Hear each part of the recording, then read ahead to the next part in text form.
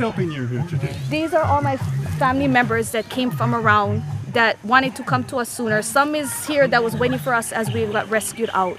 The rest is family members that wanted to help but couldn't get to us because they themselves was locked in. So they came to help us to try and clean up and get everything out as much as possible so we can slowly fix our house and get back in. And you start carrying stuff out from the kitchen. It happened so rapid and fast that we didn't expect it. It started off like it filling up like a river around our house. And within 20 minutes, it reached the top of our stairs. And so we said, okay, maybe we should pack some stuff and go upstairs. But then with 5 minutes, everything just started gushing. We heard tires, branches hitting the house, shaking it, that we had to just all escape upstairs because it just started flowing in. We had debris and logs and cars floating around. It was quite actually a traumatic, scary experience because I have children here in this house that we had to kind of just like rush upstairs. How did the children handle it?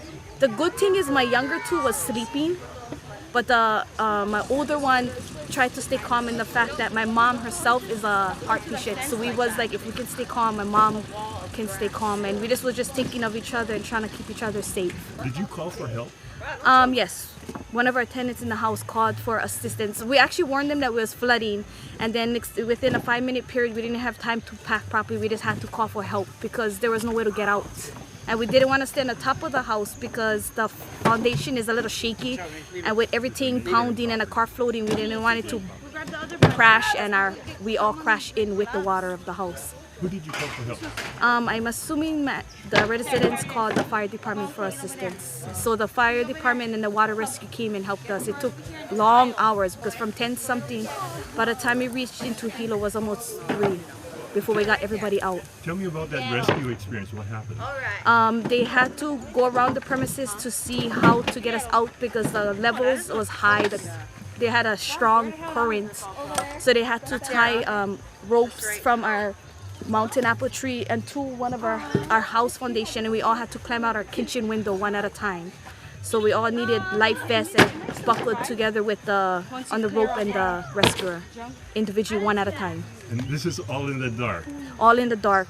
Water, you could feel the pressure of the water. It was high. For me, short people and us kids, it's like I couldn't even reach the ground, and it was cold. That's all my niece and nephews that were here, and they're like really small. They're afraid to come back, but I'm sure with time it'll pass. How did they take it? At first they thought it was fun kind of riding the zip line, the rescue zip line to come to the other end. And then they talked about it a lot, but then they're still afraid. They're thinking that we can't come back here because it's dangerous, but I think with time they'll be okay. So it was a very traumatizing having to watch and pray that the current and the suction of the power, that your kids are going to make it through with the firemen, and then see my mom who's a heart patient and not strong. I didn't want her to get sick or have a heart attack with the current, you know. So it was more traumatizing just watching and praying that each of us got out of the water. How were the rescue people to your kids? They were amazing. They were amazing. Like they were very gentle, very reassuring to the kids, keeping them focused so that they don't get too terrified.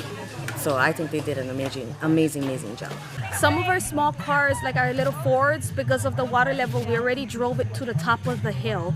Some other ones was parked on the higher levels of the grass, but the water process went so fast that we couldn't get the rest out. So as you can see, the Mustang there, it was parked over here, but with the current, it went under, floated, and twisted around to the fence the opposite way. We had vehicles on the opposite end from the barn and on the other side that was underwater and twisted and shifted in our barn area, which is actually like our storage area.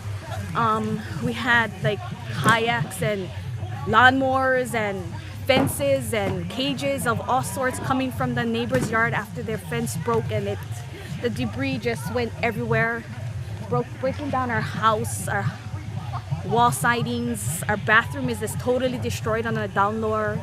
Everything went in our house. We have debris and twigs and walls and rugs and furniture that needs to come out now.